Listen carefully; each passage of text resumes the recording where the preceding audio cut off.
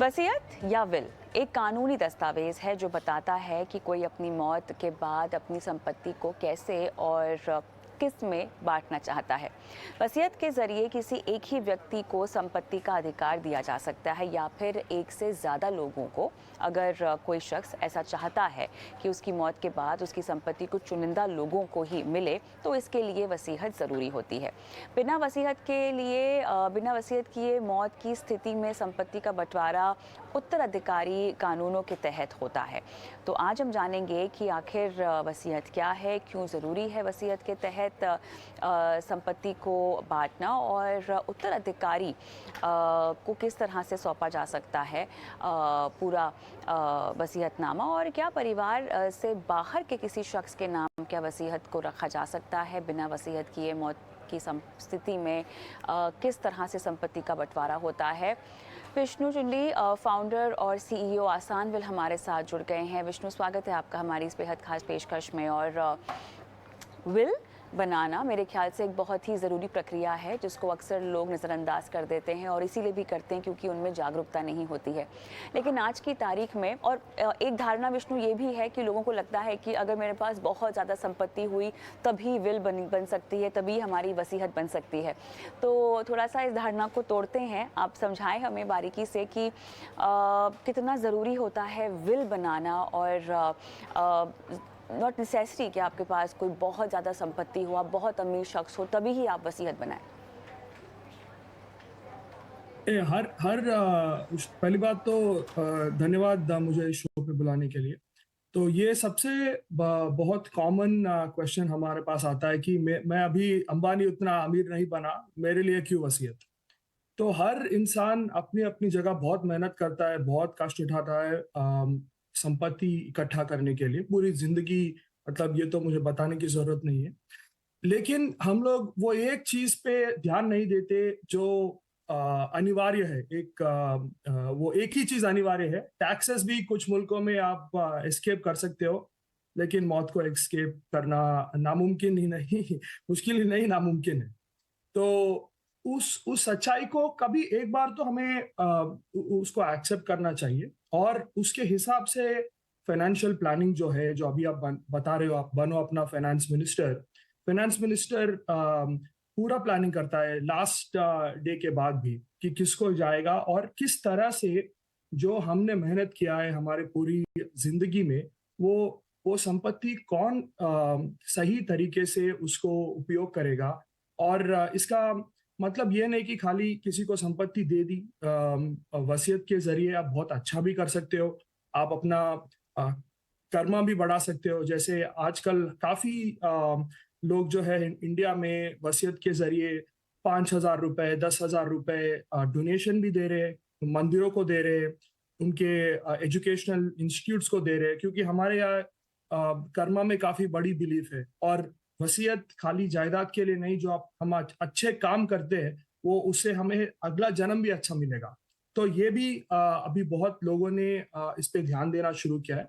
पर वसीयत के बिना क्या होता है, जो लॉज है, एग्जिस्टिंग लॉज, वो कभी कभी अपने ख्वाहिशों को, अपनी इच्छाओं को वो लोग सही तरह से पूरा नहीं कर पाते, क्योंकि वो तो एक लॉ है और हमारा इतना बड़ा देश है, तो सबके लिए एक लॉ करने के लिए मुश्किल हो जाएगा इस नजरिए से।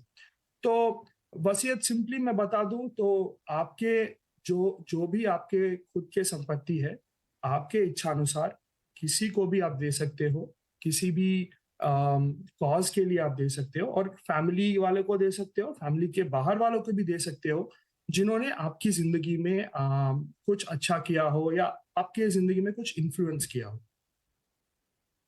विष्णु, ये समझाएं मुझे कि जब हम संपत्ति की बात करते हैं तो इसमें केवल आर्थिक संपत्ति की ही बात है, किस किस एसेट्स को हम शामिल कर सकते हैं, क्योंकि हम यहाँ बंटवारे की बात कर रहे हैं, या हम उस तरह की बंटवारे की बात कर रहे हैं जहाँ पर आप अपनी संपत्ति और अपनी जीवन की पूंजी को आने वाली नस्लों को शायद दे के जाना चाहते हैं। तो एसेट्स की बात करें, संपत्ति की बात करें, तो विल में क्या क्या ऐसी चीज़ें हैं जो शामिल की जा सकती हैं? तो सबसे ज्यादा इम्पोर्टेंट तो आपका घर होगा, क्योंकि ज्यादा लोगों के लिए घर सबसे बड़ा एसेट होता है।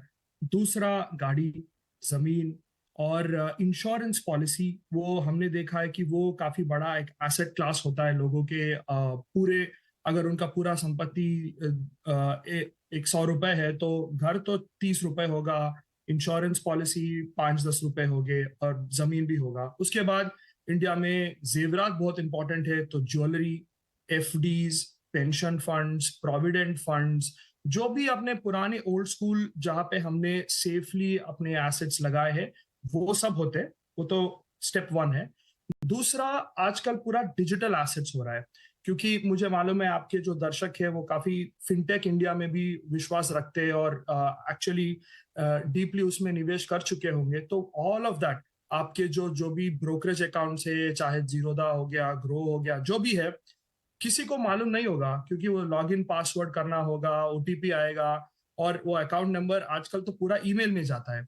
तो अभी हिंदुस्तान में 1,50,000 करोड़ संपत्ति ऐसा पड़ी है कि फैमिली मेंबर्स को पता नहीं है। अभी उसको ढूंढना पड़ेगा कौन किसका है और उसको देना पड़ेगा। और मेरा ख्याल है कि अगले 10 साल में ये जो नंबर है एटलीस्ट 3-4 गुना बढ़ेगा, क्योंकि अभी पूरा तो ऑनलाइन हो गया। तो घर पे एक जमाने में एलआईसी की वो पर्ची आती थी, बैंक का स्टेटमेंट आता था, अब तो सब कुछ डिजिटल है।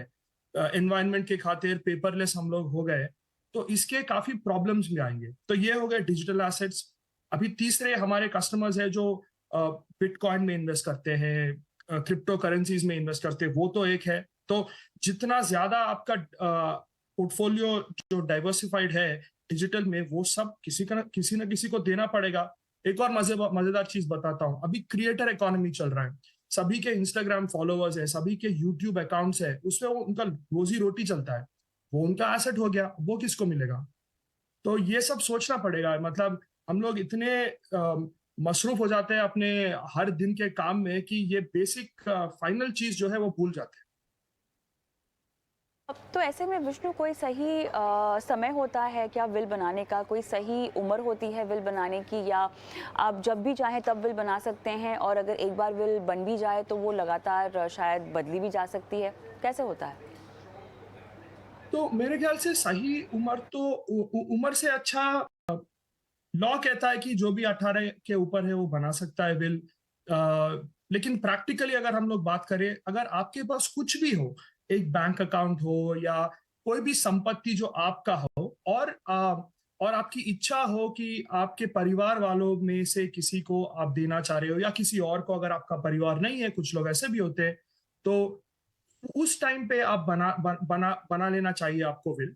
तो जैसे फॉर एग्जांपल, हमने देखा है कि जब किसी की शादी तय होती है, या शादी हो जाती है, या बच्चे पैदा होते हैं, तब वो लोग सोचने लगते हैं, अच्छा मेरी जिंदगी में कोई और भी मुझ पे डिपेंडेंट है, और मैं इतना मेहनत कर रहा हूं, तो ये मेहनत का फल उनको तो जाए। और अगर आप विल नहीं लिखते हो तो उसके काफी खतरे होते हैं। फॉर एग्जाम्पल, अगर एक हिंदू मेल जो है विल के बिना देहांत हो जाता है उनका, तो उनके जो 300 रुपए है, उसमें 100 रुपए मदर को जाते हैं, 100 रुपए वाइफ को जाते हैं, और 100 रुपए जो है बच्चे को जाते हैं। फादर को कुछ भी नहीं जाता, जो करंट लॉज है बाय डिफॉल्ट, क्योंकि मदर के जरिए फादर को मिलेगा, ऐसा अजम्पशन है। अब लेकिन अगर मैं सवाल पूछूं, अगर फादर और मदर का सही रिलेशनशिप नहीं है, या सही सेम पेज पे नहीं है, तो अभी फादर को कौन देखेगा बुढ़ापे में? तो ये सब आपको सोचना पड़ेगा। और हिंदू वुमेन में भी काफी रिस्क है। उनका जो स्वार्जित संपत्ति है पूरा, वो हस्बैंड और बच्चों में जाएगा। उनके पेरेंट्स को, लड़की के पेरेंट्स को कुछ नहीं मिलेगा, क्योंकि वो हमारा करंट एक्ट है। तो अभी काफी तो अभी बॉय और गर्ल में कोई फर्क नहीं है, दोनों मेहनत कर रहे हैं, दोनों पढ़ाई कर रहे हैं, दोनों करियर में आगे बढ़ रहे हैं। बहुत लोगों को ये पता नहीं है कि अगर आपको अपने माता पिता का ख्याल रखना है, या भाई बहन या नेफ्यू नीस का ख्याल रखना है, तो विल लिखो। अगर कोई दोस्त है, कुछ लोगों के बच्चे माइनर होते हैं, तो आपको गार्डियन भी लगाना जरूरी है, क्योंकि कौन देखेगा आपके बच्चों को? अभी कोविड में हमने देखा कितने बच्चे अनाथ हो गए। ये मतलब सिंपल आस्क नहीं है कि किसी ने उठा लिया और ठीक है 1 महीना 2 महीना 1 साल चला लिया, लेकिन पूरे बच्चे का 18 साल पढ़ाई और सब करने के लिए आपको गार्डियन, लीगल गार्डियन अपॉइंट करना पड़ेगा, वो इम्पोर्टेंट है। ये बताएं हमें कि वसीयत बनाना कितना महंगा या कितना सस्ता हो सकता है? बहुत सारी बातें जो आपने बताई उनका तो ध्यान रखना ही होगा, लेकिन शायद एक लॉयर की मौजूदगी में आपको ये विल बनानी चाहिए। ऑनलाइन बन सकती है, ऑफलाइन बन सकती है। प्रक्रिया क्या है? कितनी महंगी, कितनी सस्ती होती है? और कल परसों अगर आने वाले वक्त में इसको चैलेंज करने की ज़रूरत पड़ जाए कोर्ट में, तो क्या वो किया जा सकता है? तो वसीयत का जो रेट है वो जस्ट लाइक मोस्ट चीज लाइफ में वो डिपेंड करता है आप कितने महंगे लॉयर के पास जा रहे हो। तो आपको तो अल्टीमेटली जो डॉक्यूमेंट मिलता है वो तो सेम ही होता है। और आपका जवाब देने के लिए वो 500 रुपए से लेके 50,000 या 5 लाख तक जा सकता है। वो आपके एसेट्स और संपत्ति का कॉम्प्लेक्सिटी जो है उसके ऊपर डिपेंड होता है। लेकिन जो हमने देखा है नॉर्मल एक मैं अंबानी अदानी इनकी बात नहीं कर रहा हूँ, normal educated working tax paying जो हिंदुस्तानी है उनके लिए आप कहीं भी मतलब 2,000 से लेके 5,000 रुपए तक का आप बिल बना सकते हो। और एक काफी सिंपल चीज है विल। क्या क्या है मतलब उसमें यही फॉलोइंग आइटम्स होती है। मैं, मेरी संपत्ति, मेरे डिपेंडेंट्स और किसको क्या जाएगा। और दो तीन इंपॉर्टेंट चीज देखना है कि अगर मैं किसी को जानबूझ के, जैसे मेरे दो बच्चे हैं और एक बच्चे को मैं जानबूझ के उसको नहीं देना चाह रहा, तो विल में मुझे मेंशन करना इंपॉर्टेंट है कि हाँ मेरे दो बच्चे हैं लेकिन इस कारण की वजह से मैं दूसरे बच्चे को नहीं दे रहा हूं। तो इससे क्या होगा, जब चैलेंज फ्यूचर में होगा ये कम हो जाएंगे। तो ये लॉयर एक्सपीरियंस आपको दे सकता है। और विल को नोटराइज या रजिस्ट्रेशन करना बहुत इंपॉर्टेंट है, क्योंकि इंडिया में क्या है अभी, आज हम विल लिखेंगे लेकिन उसका जो कोर्ट में चैलेंज होगा वो शायद 10 साल के बाद होगा या 20 साल या 30 साल के बाद होगा। तो उस टाइम पे अगर आपने उसको विल को खाली व्हाइट पेपर पे लिख दिया, दो विटनेसेस के सामने साइन कर दिया, लॉ तो कहता है वो सही है, लेकिन प्रैक्टिकली मेरा ख्याल है अगर आपने नोटराइज किया या रजिस्ट्रेशन करवाया तो आपको ज्यादा एक लेवल ऑफ ऑथेंटिकेशन मिलेगा। तो कोर्ट में भी जज को आप मतलब कुछ दे पाएंगे रूलिंग के लिए। अब मुझे ये बताइए कि ठीक है, अगर आपके पास एक ही शख्स है जिसको आपको पूरी जायदाद सौंपनी है, तब तो मामला आसान है। लेकिन जब ये बंटवारे की बात आती है, जब एक से ज़्यादा उत्तराधिकारी होते हैं, तब मामला थोड़ा सा जो है मुश्किल हो जाता है।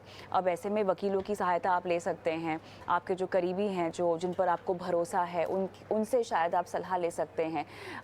लेकिन क्या कोई खाका है, कोई तरीका है ये डिसाइड करने का कि आपको ये जायदाद किसको कितनी सौंपनी है? कोई मॉडल है इसके पीछे? नहीं, इसके पीछे एक ही है, वो है प्यार का मॉड्यूल। जो जो भी आपने मेहनत किया है अल्टीमेटली मैं तो वही कहता हूँ। जिस